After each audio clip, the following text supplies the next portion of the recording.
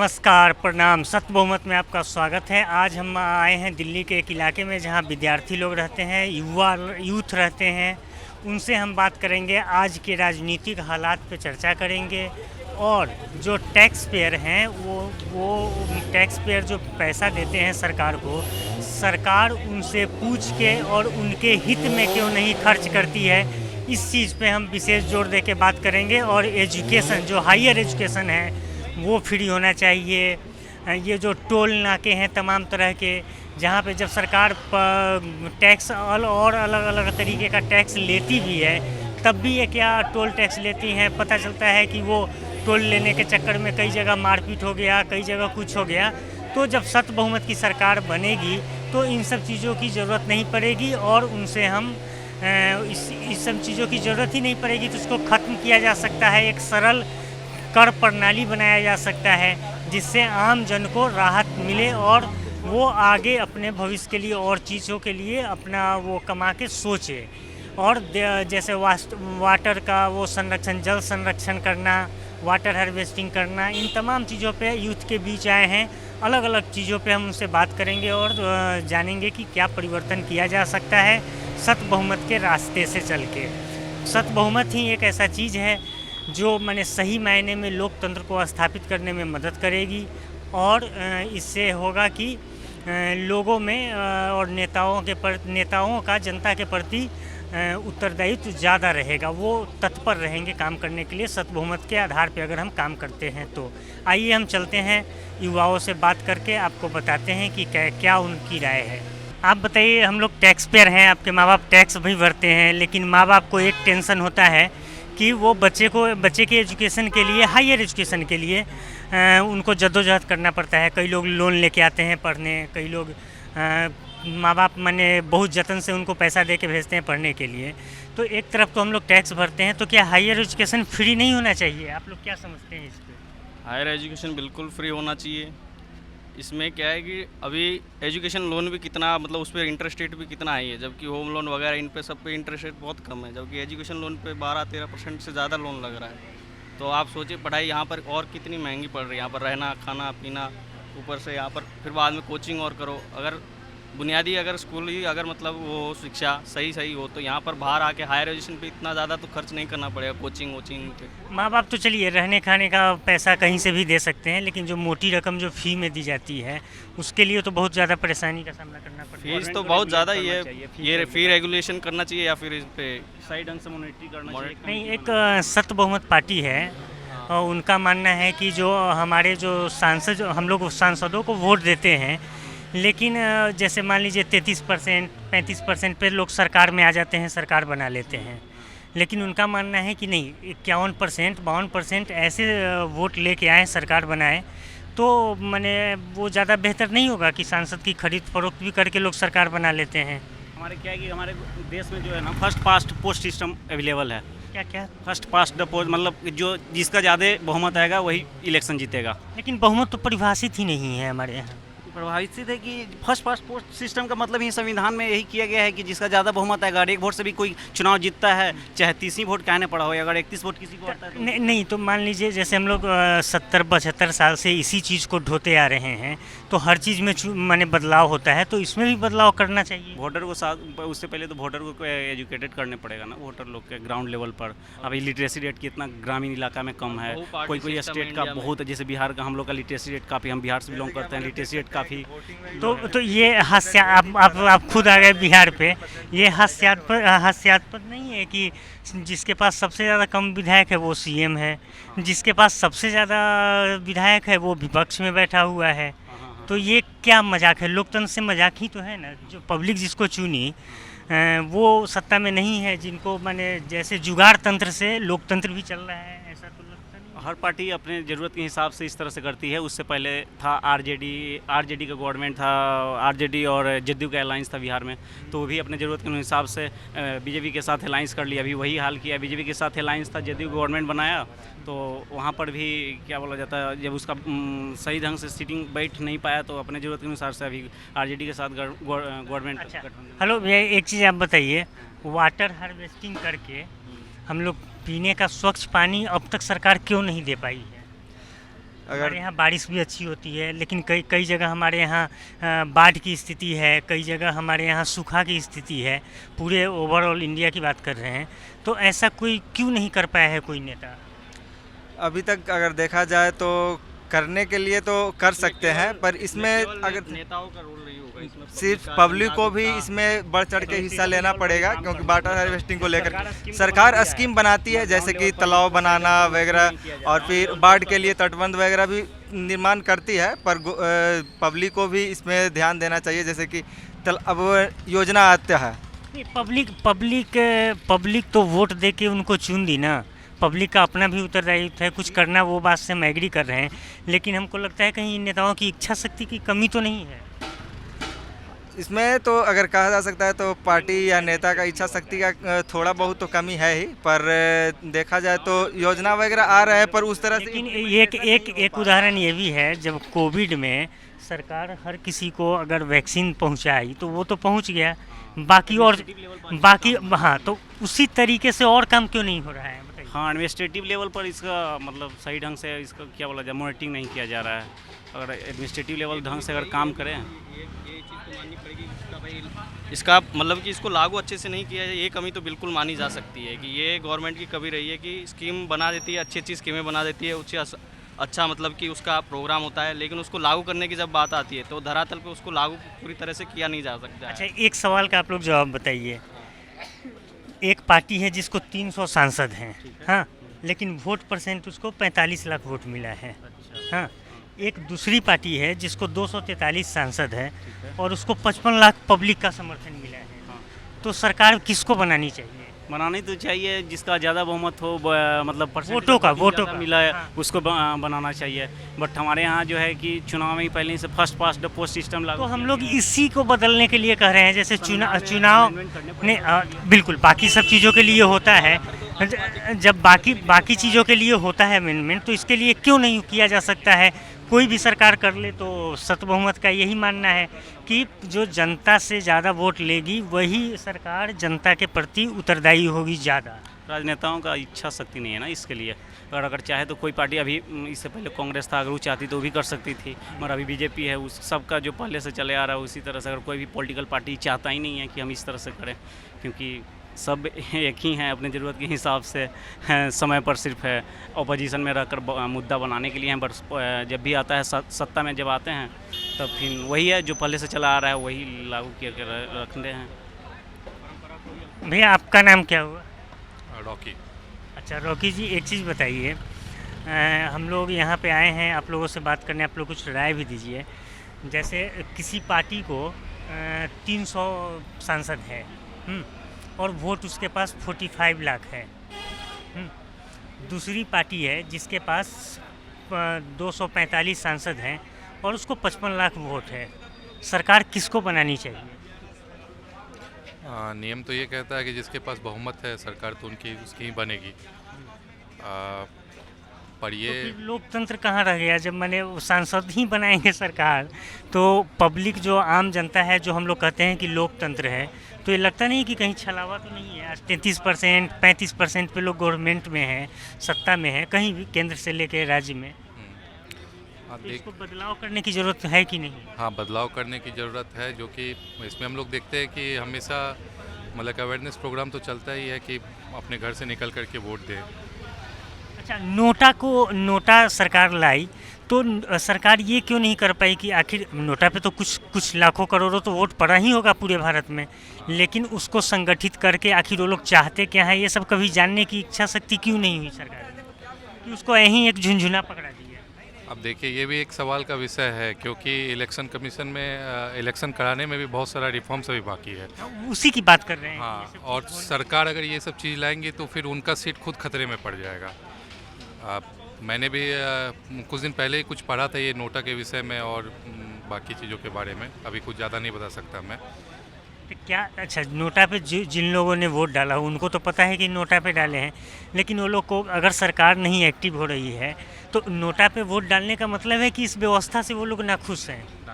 तो सरकार को भी एक चाहिए संज्ञान लेना कि इतने लोग हैं, तो आखिर हर बात में रायशुमारी का एक दौर होता है ना, जो उनको अच्छा लगता है सरकार को उस पर तो रायशुमारी कराते हैं। लेकिन पब्लिक के बातों पे क्यों नहीं करा पाती है सरकार? क्या चाहती, उनको अपना खतरा लगने लगता है क्या?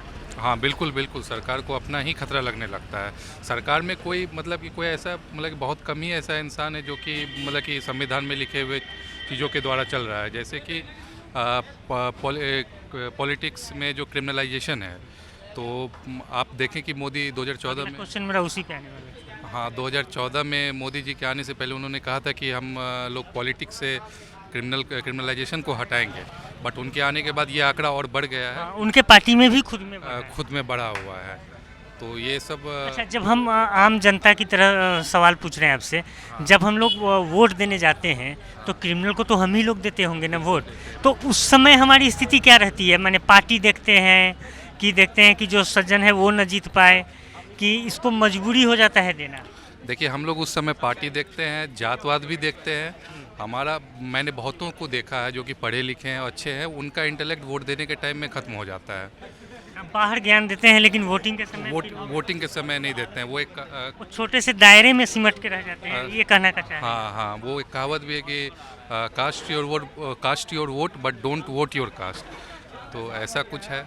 और इसका एक सॉल्यूशन भी है मेरे पास। बताइए, बिल्कुल बताइए। जैसे कि जो पढ़े लिखे युवा हैं, अगर वो अपने क्षेत्र में अपने वार्ड से या फिर अपने पंचायत से चुनाव लड़ करके एक पोजीशन पे जाते हैं, और फिर धीरे धीरे ऐसे बदलाव हो सकता है कि फिर वो एमएलए का चुनाव लड़े, एमपी का चुनाव लड़े। तो फिर माने आप बोल रहे हैं एजुकेटेड यूथ शुरुआत करे अपने ग्राम पंचायत से, वहाँ से आगे बढ़े।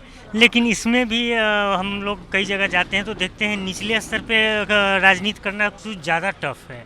हाँ, ये मैंने भी ऑब्जर्व किया है कि लोकसभा और विधानसभा चुनाव से ज़्यादा टफ राजनीति करना ग्राम पंचायत या फिर वार्ड में, नगर निगम में टफ होता है, क्योंकि वहाँ पे हिंसा भी बहुत अधिक होती है। वहाँ पे हम लोग कई खबर भी चलाते हैं कि मैंने मार दिए गए, ये सब होता है। हाँ, ये सब होता है, हिंसा की। अच्छा, एक चीज़ बताइए, जब जो मैंने जैसे हम लोग गाड़ी खरीदते हैं, चाहे वो कमर्शियल हो प्राइवेट हो, तो हम लोग टोल भी देते हैं सरकार को, रोड टैक्स भी देते हैं, फिर गाड़ी लेते हैं उस समय गाड़ी का टैक्स देते हैं। तो ये फिर सरकार हमको सही रोड भी नहीं देती है, वो भी हमसे टोल लेके बनवाती है। ये कहाँ तक जायज़ है? कैसे एक आम आदमी की तरह ये कैसे इसको आप देखते हैं? ये होना चाहिए क्या? नहीं, ये तो बिल्कुल गलत है, और एक आम नागरिक के हिसाब से मतलब ये गलत है। इसका कुछ उपाय भी है। तो एक सत्य बहुमत पार्टी है जो इन सब मुद्दों को लेके आगे बढ़ रही है।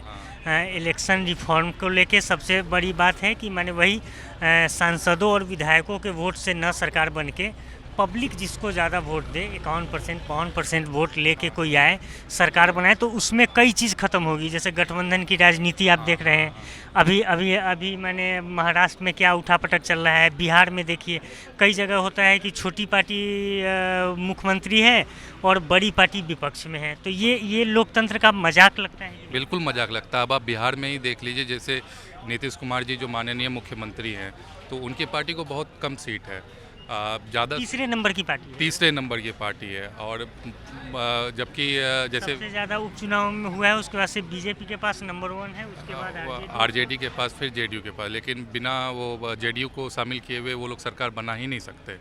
तो कहीं ना कहीं आप सही बता रहे हैं कि तो यही भ्रष्ट, अगर देखिए सत्य बहुमत का मानना है कि अगर भ्रष्ट गठबंधन, भ्रष्ट मतलब कि पैसे से भ्रष्ट नहीं, विचार भी भ्रष्ट होता है लोगों का, सिर्फ करप्शन वही नहीं है, माने आप अपने विचारों से भी अलग हट जाएं तो वो भी करप्ट है।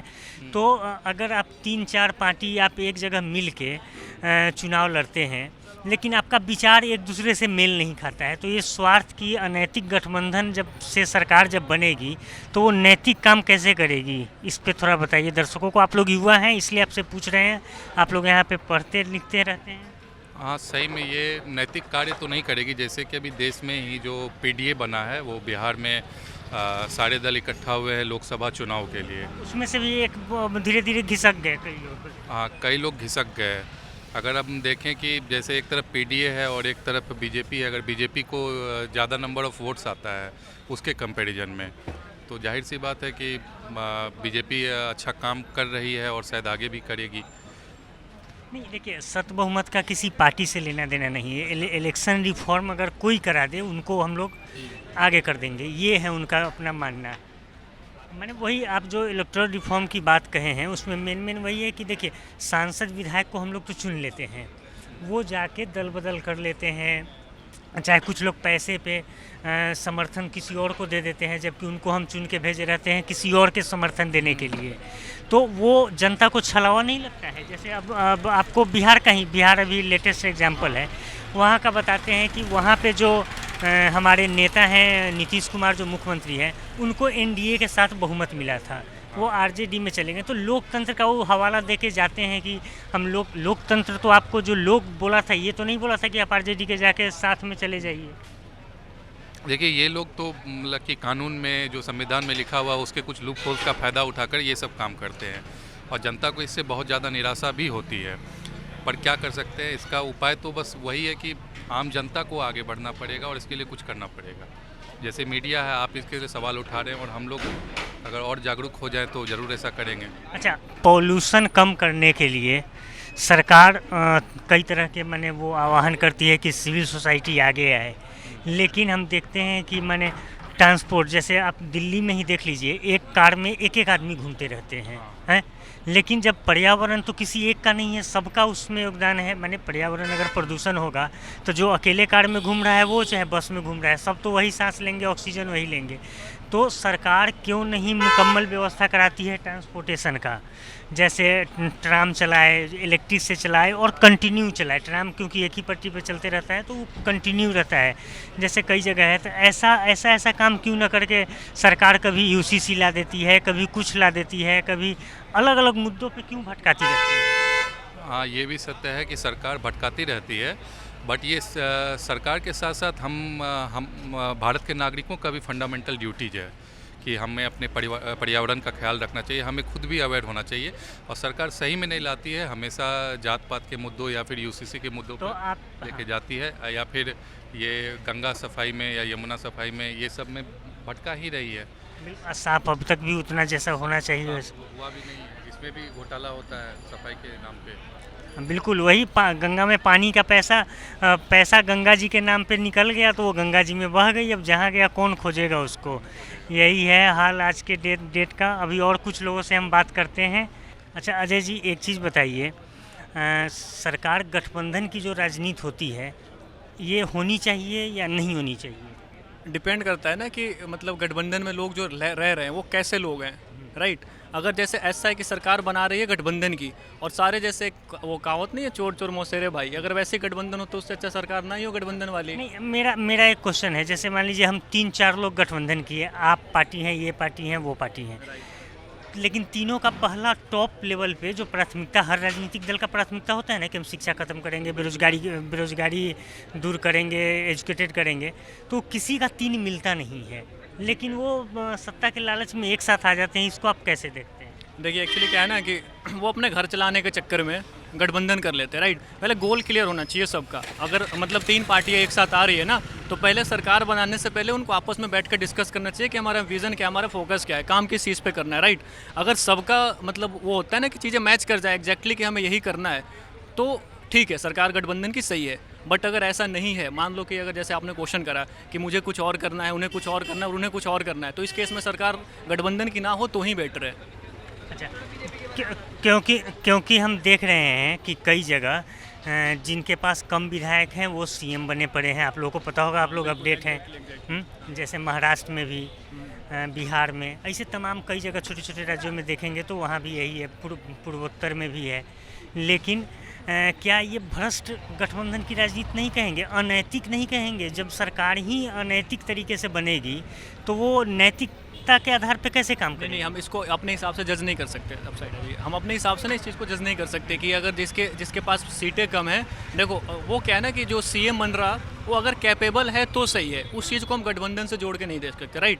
मतलब ये अनैतिक नहीं है। आपका कहना है कि जो कैपेबल हो उसको ये मैटर नहीं करता कि वो गठबंधन से आया है, कहाँ से आया। हो सकता है कि अटल बिहारी वाजपेयी को ले लो आप, वो प्रधानमंत्री थे देश के, वो एक मतलब एलिजिबल। हमारे देश में गठबंधन की राजनीति होनी भी चाहिए, राइट। मतलब इसके खिलाफ नहीं होना चाहिए।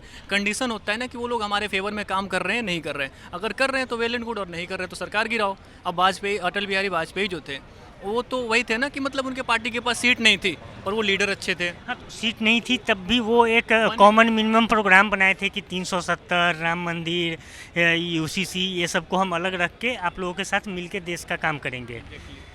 तो ये हो गया। अभी ऐसे नहीं होता है। अभी क्या होता है कि चुनाव के पहले गठबंधन हो या ना हो, जब चुनाव होने के बाद लगता है कि अरे इनको सीएम बना देंगे, मेरी सरकार आ जाएगी। तो ये तो भ्रष्ट है कि नहीं? उन्हें बचाने के लिए करते हैं ना, सबको अपना घर चलाना है। अच्छा, एक चीज़ बताइए, एक सख्त बहुमत की बात करते हैं कि जिससे किसी के पास 300 सांसद हो और 45 लाख वोट हो, लेकिन किसी के पास 245 सांसद हो और उसके पास 55 लाख वोट हो, तो सरकार किनको बनानी चाहिए? जिसके देखो एक्चुअली सरकार मैं बताता हूँ, नहीं बीजेपी और कांग्रेस की बात नहीं है भाई। सरकार वो होनी चाहिए जो एलिजिबल है, जो कैपेबल है, राइट। अब ऐसा नहीं कि हमने जज कर दिया कि देखो एक्चुअली होता क्या है ना, हमारे देश में हम चीज़ों को देख के मतलब एक जो हवा चलता है ना उसके हिसाब से लोग सरकार बनाते रहे। मतलब एक होता है ना कि सर पे गमछा बांध के और निकल जाते हैं भीड़ में करके कि हाँ भाई हमारा ये हाइप क्रिएट कर रखा है लोगों ने। सरकार वही होनी चाहिए जो फेवर में काम करे हमारे, और हम पढ़े लिखे लोग हैं, राइट। एजुकेशन का मतलब सिर्फ ये नहीं कि उसको हम मतलब कितना थ्योरी में लिख के और पेपर में 101 नंबर 100 उसको अपने जीवन में भी डालें। उसको वहाँ पे एप्लीकेबल करना चाहिए उन चीज़ों को हमें, राइट। अगर वो नहीं कर रहे हैं काम तो भाई सरकार गिराओ ना, सरकार गिराओ आप, वो तो हमारे हाथ में है। We are living in the world of democracy, right. India वही अच्छा, एक चीज़ है, हमारे यहाँ इलेक्टोरल रिफॉर्म होना चाहिए कि नहीं? क्योंकि उसमें कई तरह की खामियां हैं। होना चाहिए सर। देखो अगर खामियां हैं तो उसकी कुछ अपनी पर्सनल मतलब फ़ायदे भी हैं, राइट। तो होना चाहिए, इसमें कोई वो नहीं है। गठबंधन की सरकार अगर बनती है होनी चाहिए, पर वही आपसे मैंने सबसे पहले कि नैतिकता के आधार पे गठबंधन होना चाहिए ना। अब किसी को डरा धमका के तो नहीं करा। बिल्कुल, मैं वही कह रहा हूँ कि अगर आप कैपेबल हो तो सरकार वैसे ही होनी चाहिए, और अगर आप नहीं हो तो बिल्कुल ही नहीं होनी चाहिए। समझ रहे हो ना? मैं मोटिव यही है कहने का कि अगर आप कैपेबल हो तो मतलब आप चलाओ सरकार, और नहीं हो तो मत चलाओ। Currently studying graduation. अच्छा, अभी के जो राजनीतिक हालात हैं इसमें अफवाहों का दौर कई चीज़ बहुत घातक होता है, इसको आप कैसे देखते हैं? हो सकता है पर्सपेक्टिवली अगर सोशल मीडिया के तौर से देखा जाए तो आप जैसा आप बताना चाहो सोशल मीडिया से पॉलिटिकल एजेंडा के तौर पे, वैसा जो भी पब्लिक है उस तरीके से उनको समझते हैं। अच्छा, एक चीज़ बताइए, ये जो आप गठबंधन की जो राजनीति देखते हैं, जिनके पास सबसे कम सांसद हैं, चाहे विधायक हैं, वो कई जगह सीएम बने बैठे हैं, तो इसको आप कैसे देखते हैं? जिनके पास ज़्यादा विधायक है लेकिन बहुमत से कम है, वो विपक्ष में बैठे हैं, इसको कैसे देखते हैं? लोकतंत्र का मजाक नहीं लगता है आपको? पूरी तरह से नहीं कह सकते हैं क्योंकि इन चीज़ों के बारे में मुझे करंटली नॉलेज है नहीं। बिल्कुल। अच्छा यार, इसके बारे में तो नॉलेज होगा, आप स्टूडेंट हैं। आप एक चीज़ बताइए कि जो माँ बाप बच्चे के पढ़ाई के लिए टेंशन में रहते हैं कि फ़ी कहाँ से भरेंगे, तो हायर एजुकेशन फ्री होना चाहिए कि नहीं? क्योंकि हम लोग एक टैक्स पेयर हैं, हमारे ही पैसे से बड़े बड़े IIT, AIIMS, university, college tax payer के पैसा से बनता है ना, कोई उद्योगपति तो नहीं बनाता है। तो लेकिन वहाँ पे हम शिक्षा के लिए भी मारामारी क्यों? सरकार सरकार हमेशा नारा लगाती है कि इतने करोड़ हमारे पास युवा हैं, लेकिन उनको सही दिशा देने में सरकार क्यों नहीं सक्षम? शायद प्रॉपर पॉलिसी की इम्प्लीमेंटेशन नहीं हो पाती है उस वजह से।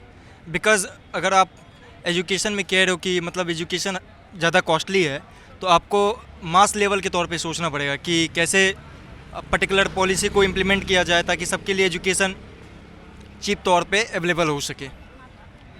मैंने पॉलिसी के इम्प्लीमेंट पे ध्यान देने की ज़रूरत है सरकार को। अच्छा, स्वास्थ्य के लिए सरकार बोलती है कि आयुष्मान कार्ड है, लेकिन ये कार्ड फिर वहाँ भी यही सवाल आता है कि जब आयुष्मान कार्ड है, लेकिन जब हॉस्पिटल सरकार का, डॉक्टर सरकार का है, और लोकतंत्र के द्वारा चुनी हुई सरकार, लेकिन वहाँ बीच में बिचौलिया इंश्योरेंस कंपनी क्यों कमा रहा है? सरकार मुफ्त में जब बोलती है इलाज, तो इंश्योरेंस क्यों करवाती है? मुफ्त में इलाज करवाए। देखिए, इंश्योरेंस को लाने का एक ही मुद्दा है कि अगर आप एक सर्टेन एस्पेक्ट में अगर आप कुछ भी लॉस कर रहे हो तो गवर्नमेंट आपको वो चीज़ प्रोवाइड करेगी, मतलब फीडबैक के तौर पे एज ए मनी। स्वास्थ्य में जैसे 5 लाख का जो इलाज मिलता है तो सरकारी डॉक्टर हैं, सरकारी अस्पताल है, तब फिर बीच में इंश्योरेंस वाले क्या कर रहे हैं? सरकार उनको पेमेंट तो देती है डॉक्टर को, डिस्पेंसरी में जो दवा आती है उसका बजट होता है, डिस्पेंसरी वाले भी रहते हैं, लेकिन तब भी इंश्योरेंस कंपनी को, बिचौलियों को मदद पहुंचाती सरकार क्यों है? ये सवाल है। आप लोग पढ़ते हैं, बताइए। सर इन चीज़ों के बारे में प्रॉपर नॉलेज तो नहीं है, बिकॉज यहाँ तक तो नहीं पहुँचा हूँ, लेकिन हाँ अगर आप आयुष्मान कार्ड के बारे में बात कर रहे हो तो वह मैं हाँ, तो वो तो ठीक है, जिनको अभी इलाज नहीं मिल रहा है उनको वही मिल जा रहा है, वो वहीं तक सोच रहे हैं। लेकिन हम उससे आगे की बात आपसे पूछे हैं तो ठीक है, ये कहीं ना कहीं भ्रष्टाचार का जड़ होगा। हाँ, भ्रष्टाचार का जड़ हो सकता है। और बेसिकली एक और बात भी कह सकते हैं कि जैसे कि जो भी मनी पब्लिक के लिए पहुंचाया जा रहा है, जो भी पैसा उनको प्रोवाइड किया जा रहा है इंश्योरेंस के तौर पर, तो आप वहाँ पे प्रॉपर गाइडेंस रखें, आप वहाँ पे प्रॉपर इन्वेस्टिगेशन करें कि जो आप भेज रहे हो, जो गवर्नमेंट भेज रही है पब्लिक के लिए, क्या वो उन तक पहुँच रही है या नहीं। तो वहाँ पे उनको पर्टिकुलर इन्वेस्टिगेशन करना चाहिए, जो भी रिपोर्ट है तैयार करना चाहिए, या आइदर सीनियर अथॉरिटी आप असाइन कर सकते हो, मैंने उसको प्रॉपर चेक एंड बैलेंस करके रखना चाहिए। जी, प्रॉपर इनका कहना है कि हर चीज़ को प्रॉपर चेक एंड बैलेंस करके फिर आगे बढ़ना चाहिए सरकार को। आप बताइए आपका नाम? मेरा नाम है एंजॉय प्रजापति। अच्छा प्रजापति जी, एक चीज़ बताइए, ये जो माने हम लोग टैक्स, गाड़ी चलाते हैं, प्राइवेट हो कमर्शियल हो, हम लोग टैक्स देते हैं, हाँ टैक्स तो देते हैं, लेकिन तब भी टोल नाका ये सब क्यों सरकार लगाती है? वो तो सर देखो, हम जाते हैं आउट ऑफ दिल्ली जैसे 250 का लगता है, 160 का लगता है, आप भी जाते हो तो वो थोड़ा लगता है बुरा। हाँ, तो वही सरकार क्यों लेती है? जब आप टैक्स पर, जब गाड़ी GST देते हैं, शराब पीते हैं उस पर GST देते हैं, हर चीज़ पे GST देते हैं, वो गलत है टोल नाके किस पे। विषय में आप जानना चाहते हैं? मैं कुछ बता दूं, क्योंकि मैं खुद ओला उबर ड्राइवर हूँ। बताइए, बिल्कुल बताइए। सर हमारी सरकार बाहर के कंपनियों को मौका दे रही है, वो इतना पैसे काटते हैं और हम ड्राइवर होकर भी 30% ओला कैब लेती है, उसमें CNG डबल रेट हो गई, पर फिर भी कोई सहानुभूति नहीं मिल रही। और बाहर की कंपनियां आकर यहाँ पर बिजनेस अपना बढ़ा रही है और हम ड्राइवर को कुछ भी नहीं मिलता है, रोड पे भीख मांगने ऐसी नौबत है। जैसे मान लीजिए ओला उबर में चलाते हैं गाड़ी, आप कमर्शियल गाड़ी लेते हैं तो ऑलरेडी बहुत ज़्यादा टैक्स भरते हैं, तो क्या टोल नाका ख़त्म नहीं होना चाहिए? होना चाहिए, टोल नाका खत्म होना चाहिए। MCD लेते हैं, MCD का चोर है केजरीवाल, ये खत्म होना चाहिए। चोर और किसी नहीं है, मैंने हम व्यवस्था बदलने की बात कर रहे हैं। बदलना चाहिए, MCD खत्म होनी चाहिए। किस बात की MCD आप लेते जब जिस स्टेट में जाते हो वहाँ का परमिट रिसेंट में ओला उबर कंपनी ने क्या किया है, टैक्स वो जो टोल है वो परमानेंट करते, 3 जगह कटवाना ही कटवाना है। ये अभी रिसेंट में इन्होंने किया है। वो पहले 100 रुपये का था, अब वो 3000 का परमानेंट कर दे, वो आपको देना ही देना है। तो मैंने, अच्छा पहले था कि जब आए जितनी बार वैसे जाएं, अब है कि परमानेंट आपको देना। फास्टैग पे भी पंगा आता है, फास्टैग के पैसे कट जाते हैं। और इस चीज़ के अंदर सबसे बड़ा मिनिस्टर मिला हुआ है केजरीवाल चोर। देखिए, अब लोगों का अपना अपना कहना है, लेकिन एक मूल बात है कि हमको इलेक्टोरल व्यवस्था को परिवर्तन करना होगा, तभी कई चीज़ों का सुधार हो सकता है। और क्योंकि उसी सत बहुमत के थ्रू ही जब सरकार बनेगी तब इन सब चीज़ों से निजात पाया जाएगा। कैमरा हमारी हाँ, सरकार को बताइए। बदलना चाहिए, हमारे देश के अंदर मोदी ऐसी सरकार दोबारा आनी चाहिए, केजरीवाल इस चोर को भगा देना चाहिए, खालिस्तानी साला चोर बिकाली। ठीक, आज सत बहुमत में आज इतना ही। नमस्कार, प्रणाम। आप वीडियो को शेयर करें, सब्सक्राइब करें, फॉरवर्ड करें और लाइक करें। जितना अधिक से अधिक लाइक करेंगे हम लोगों का मनोबल बढ़ता रहेगा और हम लोग आपको इसी तरीके से नई तरह की जानकारियाँ देते रहेंगे। नमस्कार, प्रणाम।